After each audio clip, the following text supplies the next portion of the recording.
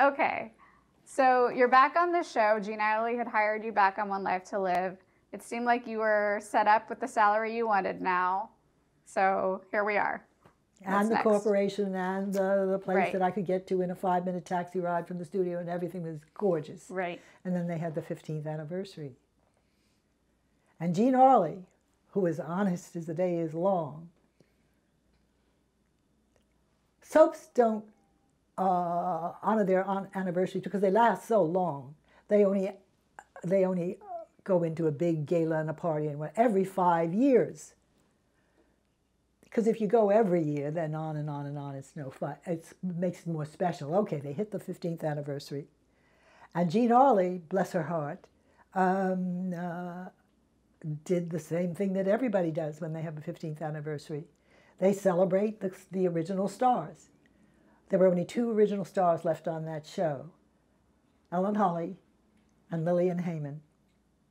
And we were, Jean Arley in her honesty celebrated us as the show's only remaining original stars, and we were called up and we had our pictures taken with Tony Thermopoulos, who had taken over for Fred Silverman, and our pictures were taken by all the press that was standing around for the 15th anniversary, while her white stars, all of them who came much later,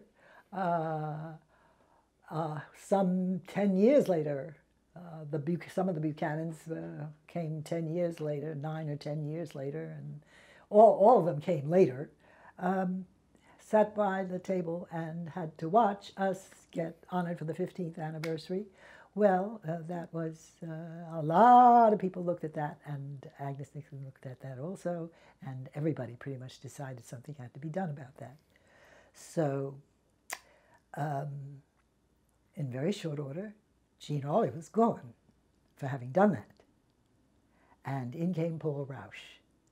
And he introduced himself by coming through the door.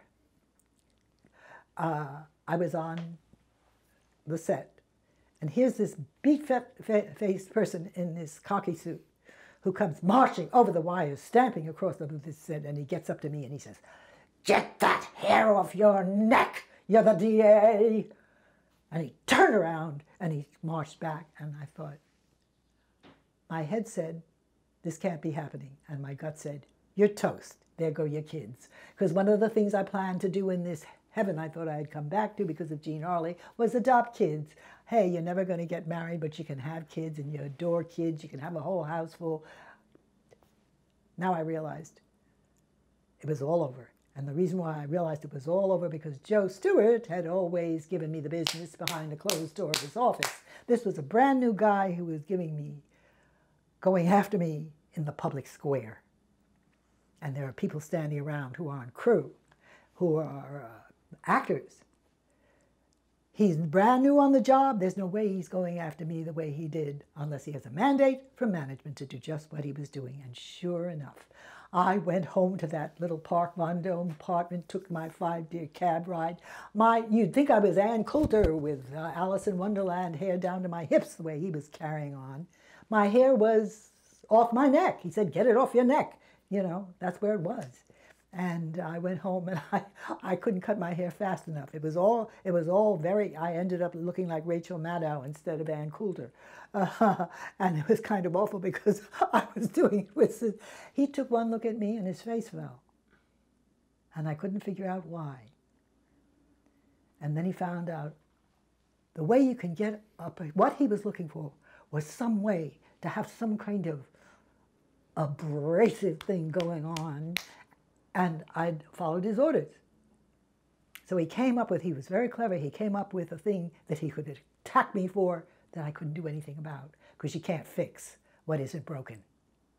He told me, you go to a voice teacher and you change that voice. That voice is an offense to the public that should be taken off the air. I couldn't believe it. I mean, when I played Marguerite Gautier in Camino Real, and this is obscene, I can quote some of my reviews, word for word, comma for comma. When I played Marguerite Gautier for Michael Kahn in in Camino Real, and that's the way it's pronounced. It's not Camino Real. It's the American Camino Real. The critics had said, Ellen Holly is a beautiful chameleon, spelled Camillean, like Camille. Ellen Holly is a beautiful comedian, Marguerite, and how exciting she makes her acting. Her voice is as thrilling as Irene Worth's. Her movements have the grace and flow of a dancer. Her range covers, and on he goes about all the things I can do. When somebody compares you to Irene Worth, who is one of the great ladies of the British stage, your voice, you don't have to go to a voice teacher because you have a voice. And I had been offending the public for 17 years. It wasn't the emergency. He was pretending it, but every time he saw me, when are you going to get yourself to a voice teacher and change that? Both producers, David Pressman, Peter Miner, they were both told to keep after her, to change that voice. And they were horrified. David wouldn't even talk about it. David said to me, I'm not going to talk about that. That's ridiculous. They refused absolutely to do it. Peter Miner was much more concerned about what it was doing to me, to be hit and hit and hit and hit and hit with this day after day after day. Change that voice. You get to a voice teacher. So he said, look, he handed me the card of a voice teacher. He said, why don't you start work with her? If you obey him, what can he do to you?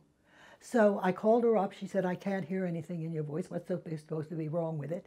And so she said, well, I said, I don't know. He won't say. She said, ask him.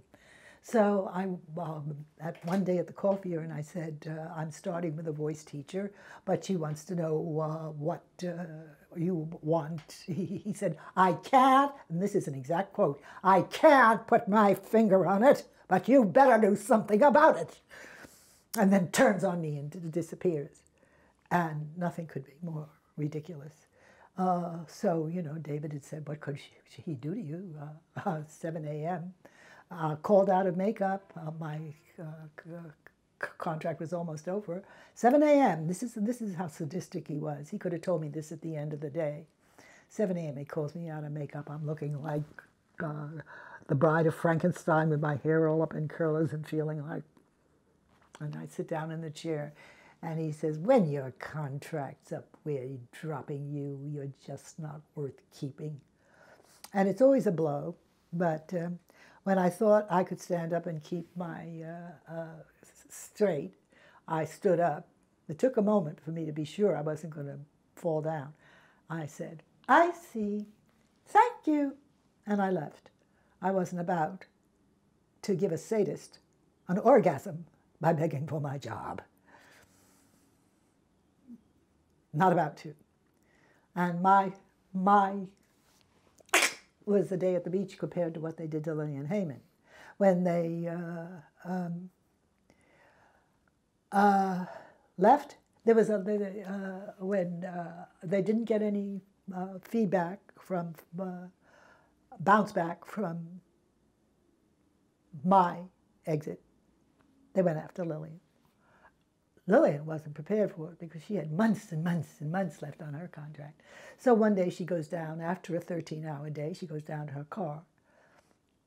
And she's accosted by a clerk from the upstairs office who says, Paul Rausch wants you to know you've just worked your last day on the show, and then flees. And so she sat in her car to get herself together, and when she could get herself together, she went to an outdoor phone, and she called the two guards at the front desk, and when they could get over their shock, they told her to come in that Saturday.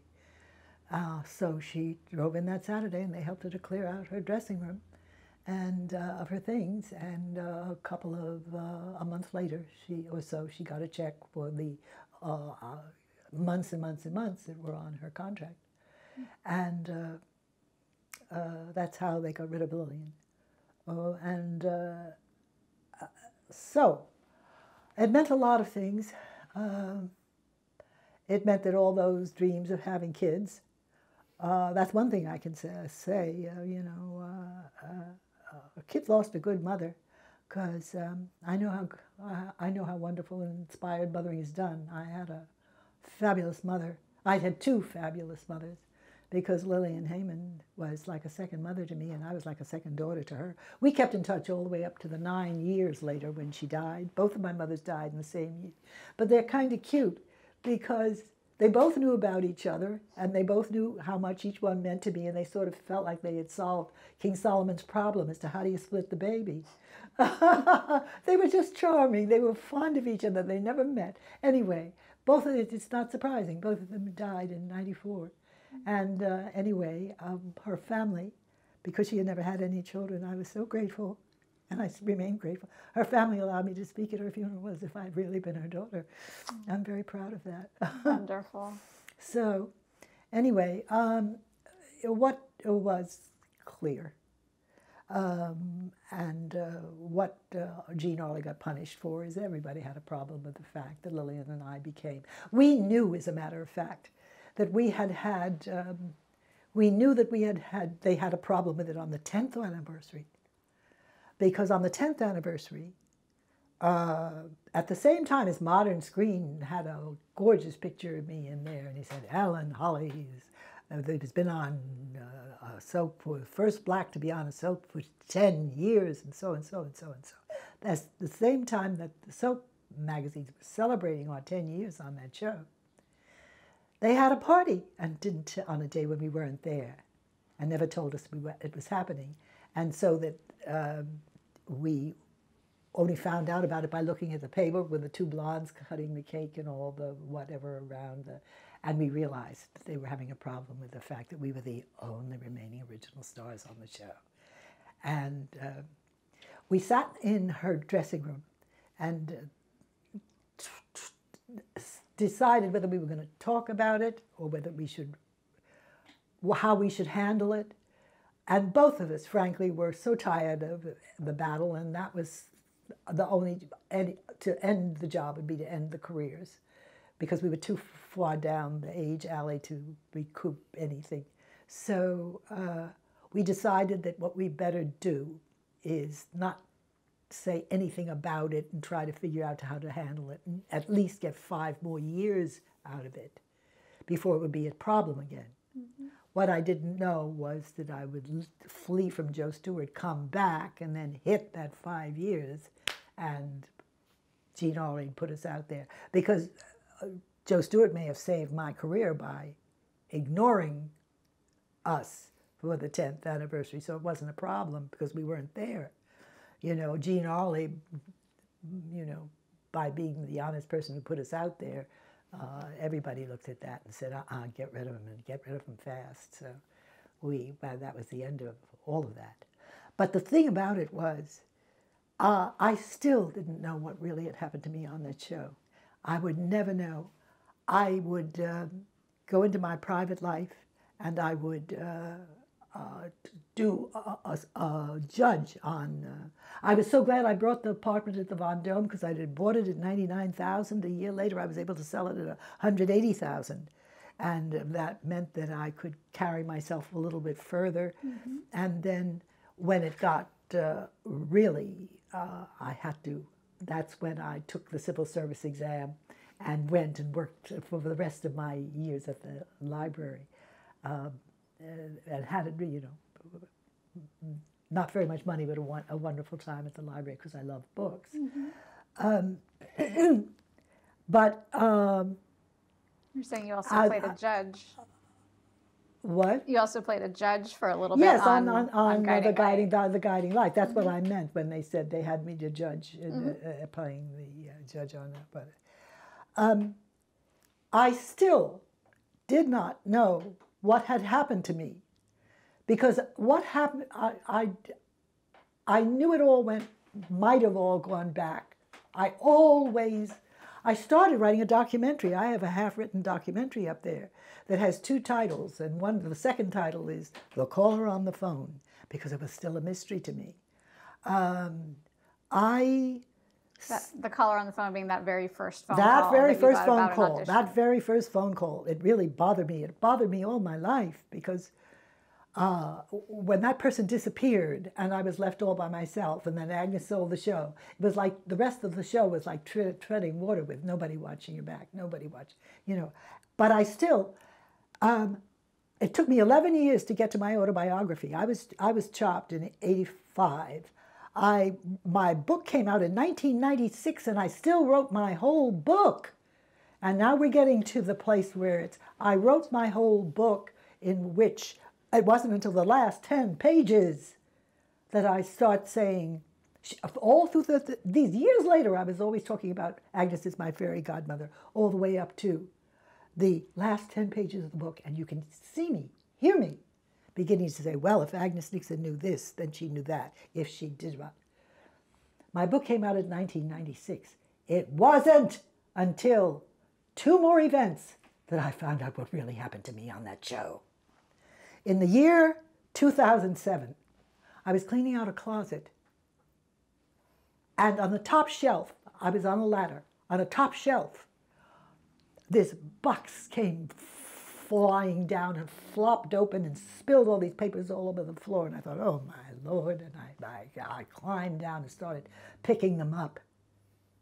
And then I realized what I had come across. I had been a pack rat. I had kept every piece of paper that had anything to do with One Life. It was all there, every contract, every cover letter, all my after statements saying just exactly what I had earned year after year after year after year, articles I hadn't read, things I had set aside. I was able, all these years later, to reconstruct everything in that thing. And going through a letter, I came across an agency letter with an Agnes Nixon CC. That was my first inkling that somebody on that phone, it was a man, I didn't know who the man was, but he was a part of the Nixon machinery. He wasn't an independent agent. He was part of the Nixon machinery. So in 2007, I wrote her a letter letting her know that I had found out that she was the one who was responsible for that first contract. And I said I wrote her a letter. I wrote her something that was 171 pages long. And at the end of it, I said, give me a racist any day. They fly an honest flag. They don't want you around, and you know it, and you move on. This woman had taken my whole life. And from the very outset, with that very first contract, she had rigged the game so there would be nobody watching my back but Agnes Nixon. She would be in total control of every penny I would ever make. But I still didn't know who the caller was on the phone. That always remained the mystery for another 10 years. Meanwhile, when I found that out, I started looking into law, how the law can, I found out, well, immediately when in 1988, when they went to an all-white show and talked about it, I had immediately gone to a lawyer and found out that because I was, they said in so many words that they had deliberately changed to an all-white show in 1988, 5 years after they had. I found out that there is a statute of limitation on discrimination in whatever and so on and blah, blah. So that the statute of, that's why they were able to say why they let go of it, that we were let go. Because there was no feedback from legalities because I was fired in '85 and did not look into lawyers until '88. So the 3-year statute of limitation was passed and had gone by and made it irrelevant. There was no way that. Then I found out that that lawyer didn't know what she was talking about, that the statute of limitation begins not when you lose your job, but when you find out what the real reason was that you were fired. That's when the start. If that lawyer had known her stuff, I could have sued these people when I went looking for lawyers, but I was stupid enough not to know that the law is so exact and complicated. You don't pick somebody out of a phone book. That was my problem. So when I found out years later, I was still on the case because I knew what had been done to me. And so I was aware about all these things. When I got to that thing and I found out that it was Agnes who was behind all of this, I saved up my money so that I could go to lawyers who really knew what they were doing. So I started going to lawyers and I could say, all of these people, you would know who they were: Charles Ogletree, Jonathan Turley, John Goldfarb, all of these people. I saved up my money, and what I would do is I would call somebody's office, and I would find the money at which they billed. Some of them billed at $1,000 an hour. And I would save up the money at which they bill, and then I would send them a check for that sum of money, just for the hour it would take them to read the thing that I prepared about my case. And in all cases, they all were deeply disturbed about what had happened to me. And they all wrote back to me, and it was remarkable. Jonathan Turley took my thing with him got so fascinated by it that he kept going over my case and gave me a summation I can even show you. I can tick off on my typewriter and give you a copy of the Jonathan Turley summation. Brilliant. This man had taken my thing along with him on trips and what have you and so on. And he refused to be billed any more than the payment for that 1 hour to read the book. He said, I'm not, same thing with John Goldfarb, the man who's responsible for Lily Ledbetter. I paid him the $2,000 that it was necessary for him to whatever. And he said, I wrote him that he went into it, and he felt there was nothing that could be done. And he insisted I wanted him to take it. He insisted on returning every penny. He said to me, I have never taken a penny from anybody who has been cheated as badly as you have.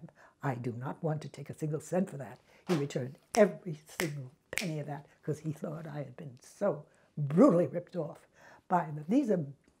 But I was getting answers, and I learned more and more and more. And I did not learn. I learned as far as 2007, that was as far as I could go, that it was Agnes who had... I would only catch up with what it was all about until 10 years later, in January of 2017, when they published her autobiography, her post-mortem autobiography.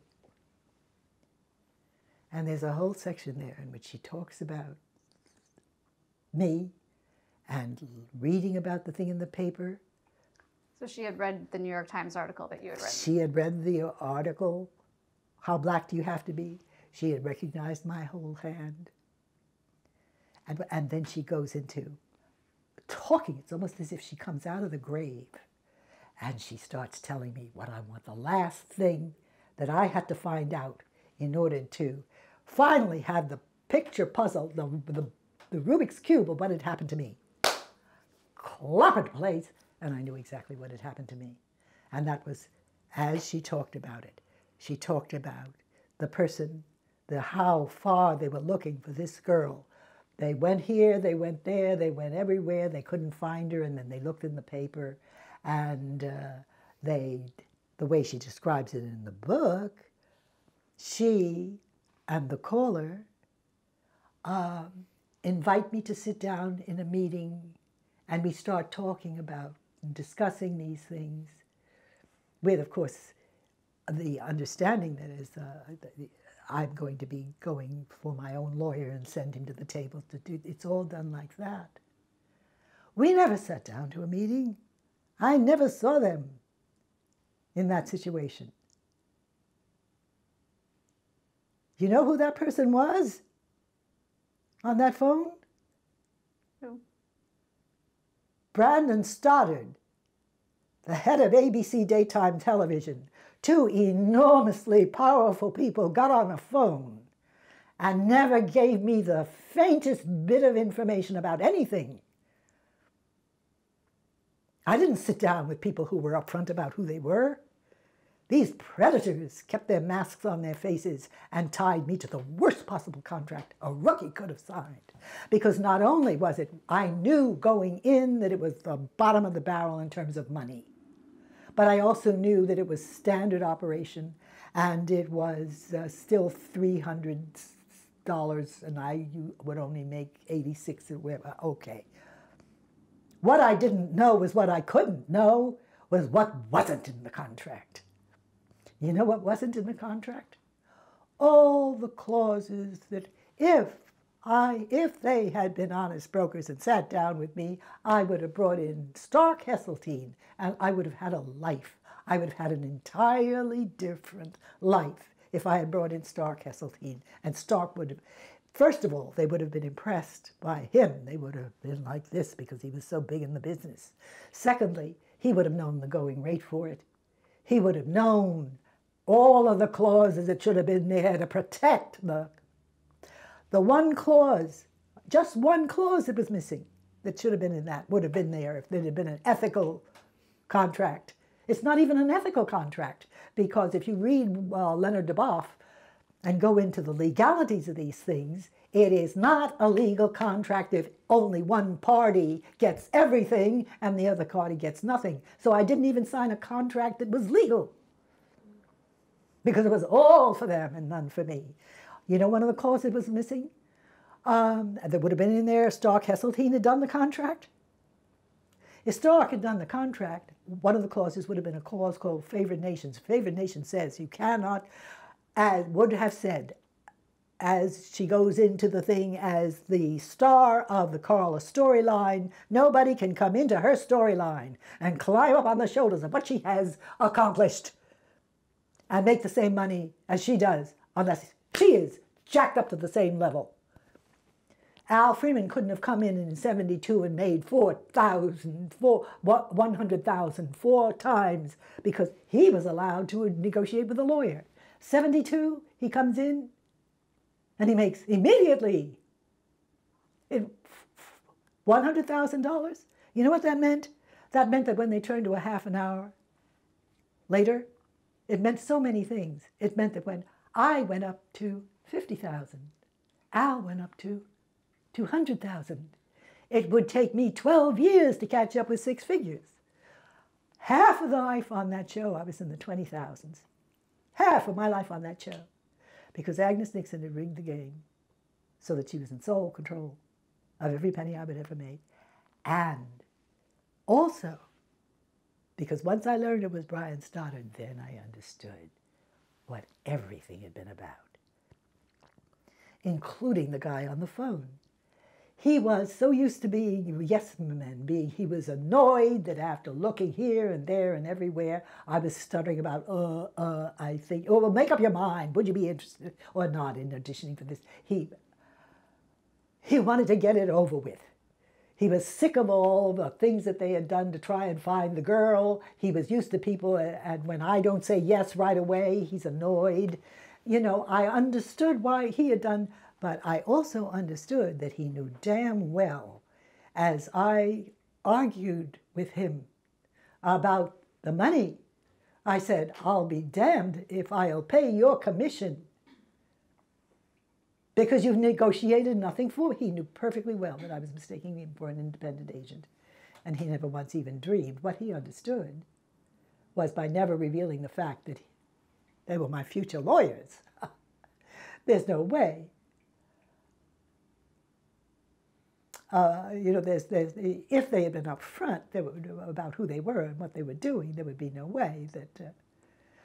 But people don't understand how I could allow myself to be so profoundly cheated. But the reason why I didn't know one thing from another was because I was dealing with somebody who claimed to be a mentor and was not. There were 2 other men who were so far ahead of their time.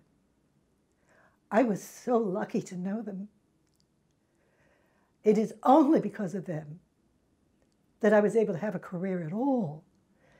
And those 2 men were Michael Kahn and Joseph Papp. They were the great mentors of my lifetime because those two men were running an operation that was, they were so caring about talent. They were hiring brilliant actors who were black in leads. Leads. Decades before anybody else would even think of it. Michael, I'll start with Joe because Joe Papp was really the... Joseph Papp, for the first 15 years of the New York Shakespeare Festival, I was Joseph Papp's favorite actress. He in one lead after the next.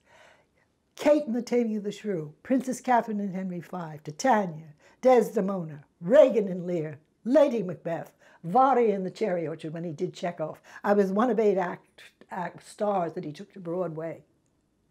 Year after year after year, I could count on having at least 10 weeks of work at the Shakespeare Festival from Joseph Papp. And when I listened, and with Michael, there were so many other black actors that played leads all over the place in the Shakespeare Festival. Race was unimportant. It was all about talent. Same thing for Michael Kahn. Michael Kahn first used me as the Duchess of Habsburg in Funny House of a Negro. It won the Obie. I created the role of the Duchess of Habsburg, and the reason why I say that is because it was Edward Albee producing his brilliant protege, Adrienne Kennedy. And this was her most phenomenal play. Playing the Duchess of Habsburg, it would play hundreds and hundreds and hundreds and hundreds of times. But I created the role in the original production that won the Emmy. And then, as I told you, I did, for Michael, I also did Marguerite Gautier in Camino Real. Al played Kilroy. And between these two men, and you know, I listened to some of these tales about the casting couch in Hollywood, and I think to myself, how enormously remarkable. I never touched these men. I don't even think I so much as shook Joe's hand. These men treated me like I was made out of Waterford crystal glass. And they were so extraordinary. And I never could have put together any kind of career without them, because without the two of them, I would not have a career. But one of the reasons why I got so unable to realize who Agnes Nixon really was because I had had such phenomenal mentors that when I went into the situation there, it would never have occurred to me that she would do the things that she had done. When I put that thing together, it was horrifying to find out how stupid I had been, that I wasn't alert when this happened or that happened, that I had let her off the hook. Oh, well, it must be this. Oh, that must be why she's saying, and never catch up with her covert agenda until the end. And finally, I caught up with who she, and then I understood, for instance, why. It was the only storyline she really cared about, ever, and this is so clear in her obit in the Times, was All My Children. That was the one that she made out of love. That was the one that was so hard for her to face, she could not get done. That was the one that she put in mothballs, sleeping in the attic. One Life to Live was the show that she finally wrote with her head. It was all fixed. It was going to be a bait and switch. I was going to be the gimmick. I was going to be the shill. I was going to be the freak that was outside the tent, attracting the attention of the folks on the fairway. They hadn't seen this kind of freak before. and bring them inside to see the show. Once the curtain went up, it would be all about her white girls. And she never gave me another thought. And she was so very, very, to this day, I see people say to me, do you hate her? Of course not. But not for her sake, for my own. But I will go to my grave, never understanding, never really able to understand how she could be so comfortable with cheating me so profoundly, rigging the game so that it couldn't turn out any other way, before I had put in my first day on her show or spoke my first word on her camera. So looking back on everything that happened, I mean, what was your greatest takeaway from your time on the show? The only, people don't understand why I was so long in trying to find out what was going on. There are a number of things that I would like to say about what I finally learned. Part of the reason why I'm going into this is because there are things that I learned that I think it's critical for anybody within the sound of my voice to listen to. Don't ever sign a contract when you don't know who the people are. If you get you know where I fell off the wagon? I fell off the wagon in that second when he said, "Is this Alan Holly?" And I said, "Yes." Would you be interested in auditioning for an audition for whatever? No. I said, I guess so. That's all he needed to know. He could immediately execute his agenda. That's all he needed to know. I got off that phone not knowing who he was, because after he found out, he could hustle me and get off the line real quick so that I didn't find out who the hell he was. Now, I would say to anybody who gets called, if I wasn't so new to camera, I was immediately aware of how hostile. I thought to myself, why is this guy so hostile? He's the one who's calling me. And that right in itself should have been a red alert. Because if an independent agent is calling you to try and get you to it, he doesn't behave like that. If it's an independent, he wants you to get the job. He'll stay on he ingratiates himself by telling you who he is, who he works for, what his phone number is in case you have questions. He wants you to get the job because his commission will depend on you knowing all about it and doing a good job. So he doesn't be, that's what I didn't understand. This guy had a totally different agenda. And once he found out I was on the hook, then he could get off the phone before I found out what was going on. That was on purpose. The point is, I found out that it wasn't me. All my life I thought, oh, you dumb bell, you did 2 phone calls and you didn't even know who the heck was calling you. They didn't mean me to know. That's why I didn't know. What a person must do if somebody calls them, before they say one, it's like a soldier when he gets captured, he says, they say, what's your name, serial number, and shut up. You tell them, if a person gets on a phone, before you give them any information, even, yes, I guess so. Before you give them any information, don't tell them any more information than your name, so they know they have the target they're going after. But before you go any further, say, before we discuss all this, I would appreciate knowing who I'm talking to. Could you give me your name and the agency you work for? And I'd also like to have your phone number in case I have any questions about what we're about to discuss. If I had done that, he would have had 2 choices.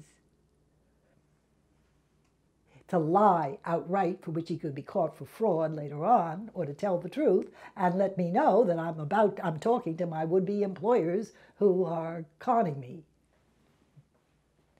Never give any information.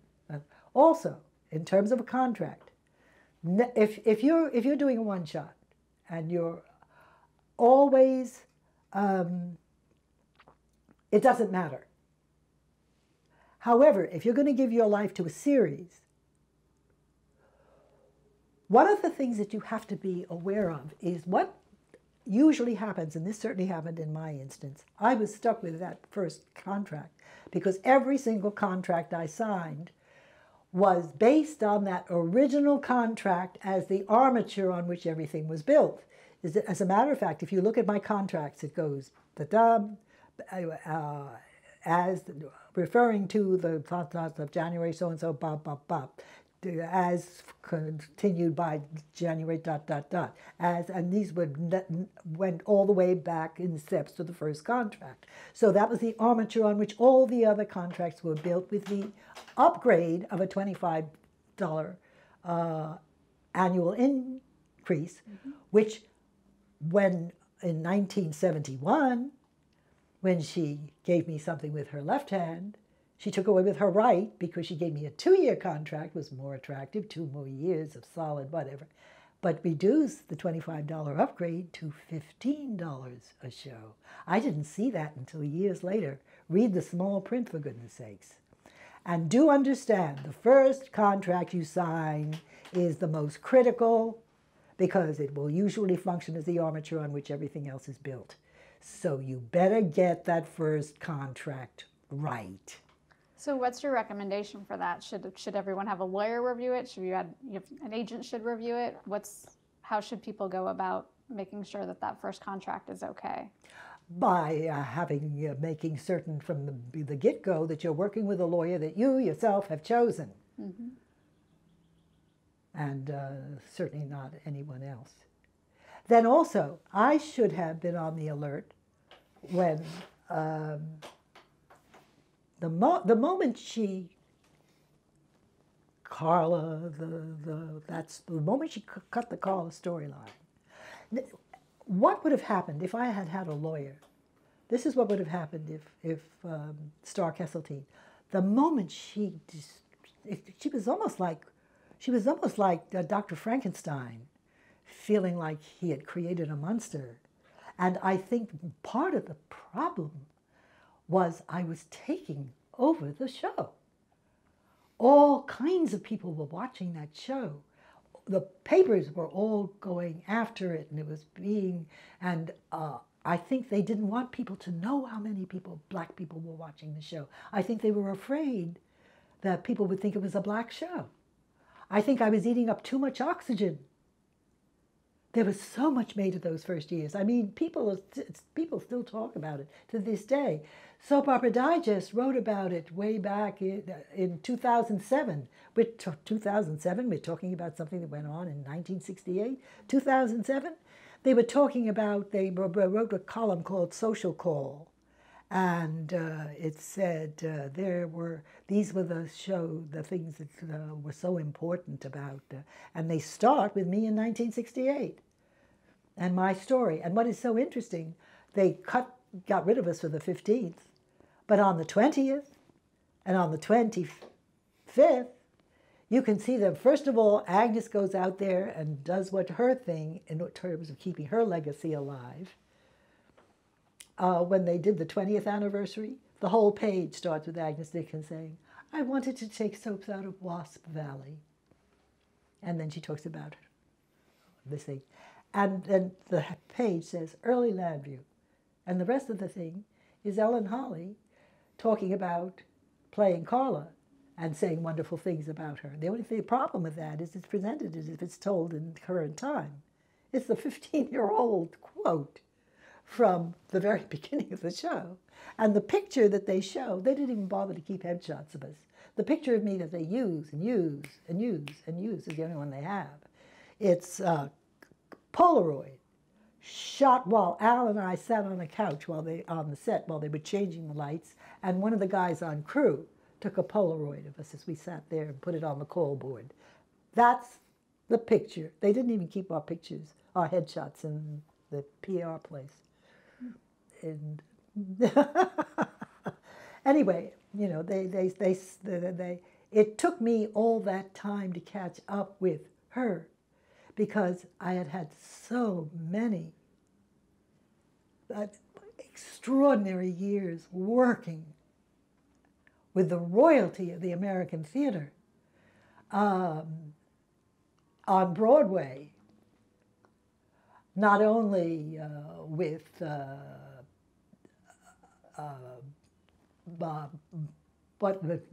Sullivan, Barry Sullivan, not only with Barry Sullivan, with Jack Lemmon in Face of a Hero, you know. So that when you got to One Life to Live, it sounds like you assumed that the people you were working with would have your back as well. Absolutely. I was dealing with an entirely different kind of operation, an entirely different kind of operation. Well, you've offered some great advice to people who would be just starting out then to, review that first contract and to make sure you have a lawyer present. And absolutely. Know who is doing.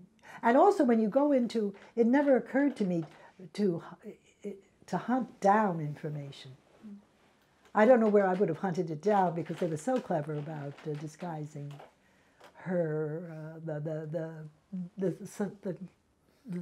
thing that was really happening underneath everything was so brilliantly disguised. There was no way. I knew, first of all, you work in a studio and the brass is in another building downtown, so you don't know what's happening there. It's just to hear, and then they rigged it so that no agent ever got near me to tell me what was really going on. But that first caller storyline has always refused to go away. When that show shut down on Soap Opera Digest, Agnes Dixon spent a whole third of her swan song talking about that storyline, because that is the storyline that made her famous. That is the storyline that put her on the map. That's the storyline that people never forget. But I think that she really, when she destroyed that storyline, I really do think that they were frightened that it was taking over too much.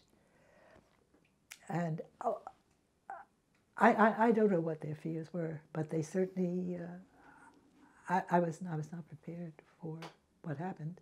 And part of the reason was not that I'm not that stupid, I'm not a patsy. Part of it was because I had been I had an extraordinary life in the theater. And I worked with, did I go into all the directors that I had worked with? You named a couple. Joshua Logan, George Roy Hill, John Stix,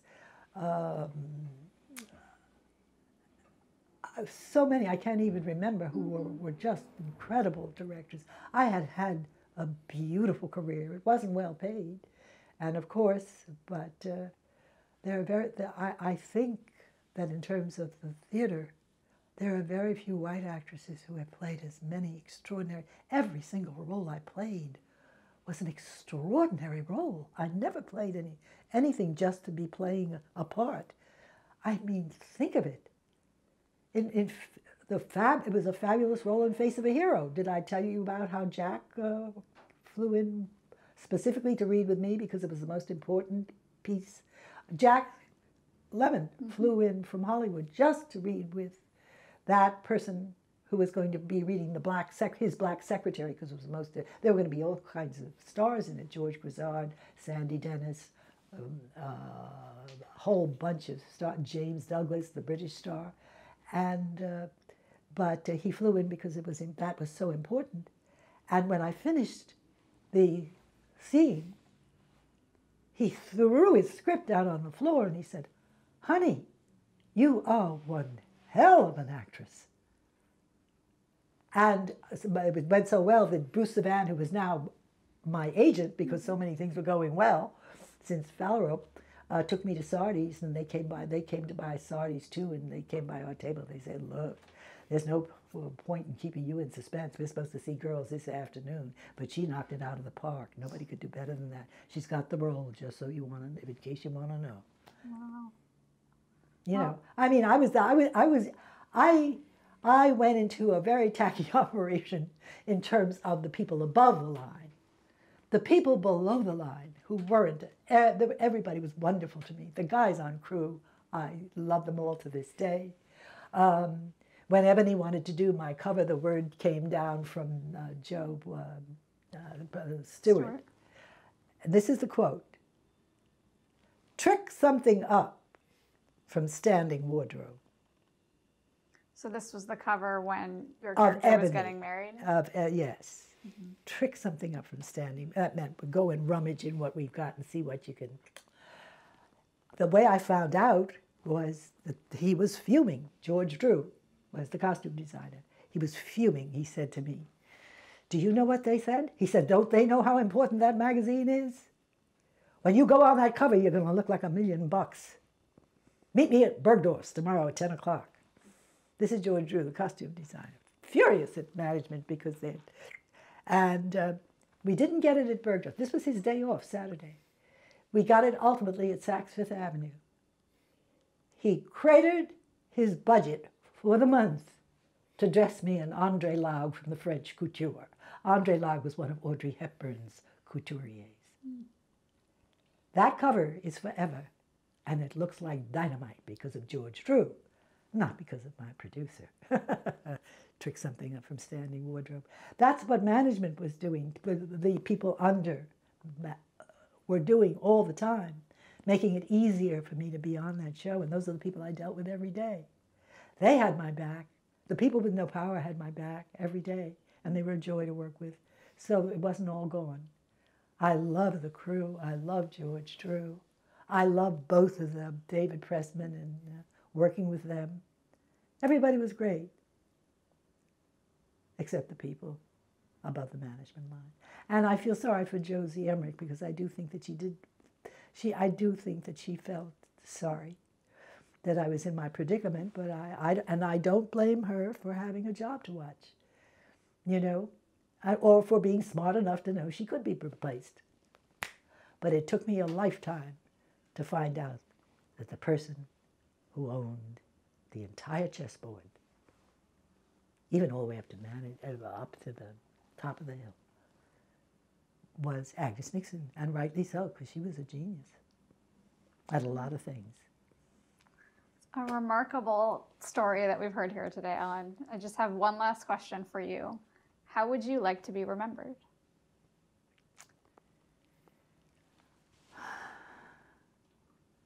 I'm not sure. I'm not sure. I don't know what to make of it. To tell you the truth, because almost all of my efforts, I've begun to have wonderful prizes from my own community, the Black community, which is very important to me. But I have never, I feel like all of my work has gone to help everything. I have this one thing I wanted to show you. Oh, yeah, please. I marched and demonstrated. This is the little button and flag I was given when I marched. I never told you about my Aunt Anna, my mother's sister, Anne Arnold Hedgeman. She's another one of those people in history books. There are 3 history books of her own. There are 3 books that she has written herself. And recently, just recently, Jennifer Scanlon has written a marvelous book on her. You'd have to read her obit in the Times. It's one of those things where she's gotten huge. Among the things that she has done, she was President Truman had her hired her as the assistant to Oscar Ewing when he was the head of the EPC. There's a picture of her at his desk with the flag and with Truman's picture in the background, and there she is with. And she was just all kinds of things, but she was also among the assistant to Mayor Wagner. She was, I couldn't even go into, you'll have to read it. But this was, you know, people talk about the flag. I'm very proud of these things. This little flag, this is from the March on Washington. Maybe we can zoom in on that so we can see it. Yeah, I'm already pretty zoomed in, but if you hold it up, I may have to get an insert shot. Okay. All right. We'll show it afterwards. We talk about flags. Mm-hmm. It depends on where I see. I'm kind of fussy. It depends on where I see the flag flying. If I see a flag flying on the same pole as a Confederate flag, I am not happy about either one of them. This is the most. This is the when I think of my country, and the flag. I always make it. This is the flag that I adore and that I always think of. This was the flag that I was given when I marched on Washington in 1973. Was it 63? The March on Washington? March on Washington. 63, yeah. 1963. And this was, see, it says March on Washington for Jobs and Freedom, August 1963. So that's the day that Martin Luther King gave his famous I Have a Dream speech. That's right, and I was about 10 feet behind him because I was an activist. I marched, I demonstrated, I boycotted, I joined all the committees in my unions. And the trouble is, all that marching and demonstrating and whatever. Oh, my aunt, as a matter of fact, on the back of one of her books, there are all the various different people that she's interfaced with in her political life, including people like Lyndon Johnson, Averell Harriman, Martin Luther King, and a whole bunch of people, and Eleanor Roosevelt. I met Eleanor Roosevelt because she shared a podium with my aunt at one point. Wow. And she was, you know how some people are talking to you and their eyes keep watching the room, checking the action and what have you. I never forgot her because Eleanor Roosevelt was one of those people that I was only 9 years old. I was only a kid. But I knew this wonderful person, when she's talking to you, you're the whole world. There's nobody else there. And she was obviously amused to meet me. And she was just darling. She couldn't, and I really do hope that in terms of history, and I don't think anybody quite understands how important it was, that she was who she was. Because what Eleanor Roosevelt did for black people, Franklin Delano Roosevelt was, he never went out of his way as far as black people were concerned. But because of her, you did feel that you had to connect to the President of the United States because you knew that she would tell him what we wanted him to know. So we felt through her, we had a direct line to somebody who never acknowledged us in public, but we knew he had his ear because she was so wonderful about learning who we were as a people, understanding the things that we wanted done, and being totally empathetic and sympathetic. She was a remarkable First Lady, and some people appreciate her historically. I mean, it sounds good when they talk about her and what have you, but you would have to be a non-white to understand just how remarkable she was and how much she gave to the country. She was tremendous. I never forgot her. And like I said, I was just a kid, but I just thought she was, just peachy keen. And share a little bit more about that day in 1968, being at the march. What was that experience like for you? Oh, it was thrilling because I was on the steps and you could see all the way down I'm sorry, 1963. I said the wrong date. 1963. Mm-hmm. All the way, sitting on the steps of the Lincoln Memorial, you could see all the way down to the Needle. And almost all of it was entirely covered. It was absolutely thrilling. I remember Joan Baez, but as one of the performers. Oh, and also I forgot. You know who was there? In the roped off section that I was able to sit in? Marlon Brando made it his business to be there. I remembered that and appreciated it. But anyway, it was just enormously exciting. Well, you've been a witness to history. You made history yourself. And thank you so much for sitting and sharing your story with us today, Ellen. It's been incredible to sit here and listen. Thank you for being interested. I'm charmed by that and very, very fortunate.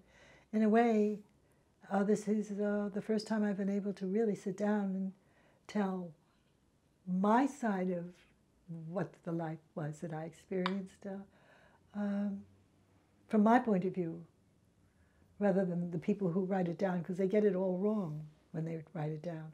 They don't even have the headshots and one book credits me with in Women in Entertainment. It's in the Encyclopedia of Women in Television, and there are only 2 of us there from the Nixon operation, and one of them is Susan Lucci, who is on the cover. Susan, who is incidentally a darling. I want to make that clear. She deserves every single penny she was ever paid, because it's funny, people have auras, and I have always known what they were. Some kind of sixth sense. I only saw her once. And I told you all the men I got interested in became stars. Well, she was just so young. She's a little thing. She looks like a doll. Good morning, and she was so shy. I liked her immediately and still do. I'm a huge fan of hers. And so is my niece, Holly Gadd Jones. She watched all my children, and she particularly liked her. There was something about her that's just lovely. So anyway, I am very grateful to you for being interested. In Women in Entertainment, there are only 2 women who are, in my thing, they describe, in the inside of the magazine, I'm the only person who is given a name. I'm the only performer mentioned in the entire Agnes Nixon entry. I'm the only one, and that's because of the thing. But they say she passed for Italian in order to ingratiate herself with her neighbors. They don't even tell the story in terms of what I did. And somebody else had some ridiculous thing that I was supposed to have done. And, they don't even tell the story correctly. But anyway, as I say, you've allowed me to tell my own story. You're the first person to really. I want to thank you, because you're somebody, I hope that this is okay, but to be interviewed by somebody who has sat down and looked at my resume and read my book and read everything that she possibly could before she went into an interview. I've never come across anyone like that. And I feel so grateful to you for that. Oh, thank you. You're the first person in a long life who has taken the trouble to find out who I am. We're extremely interested in your story and wanting you to have the freedom to tell your story, and we're so honored to be here to preserve it. Thank you. Thank you. It's been an honor.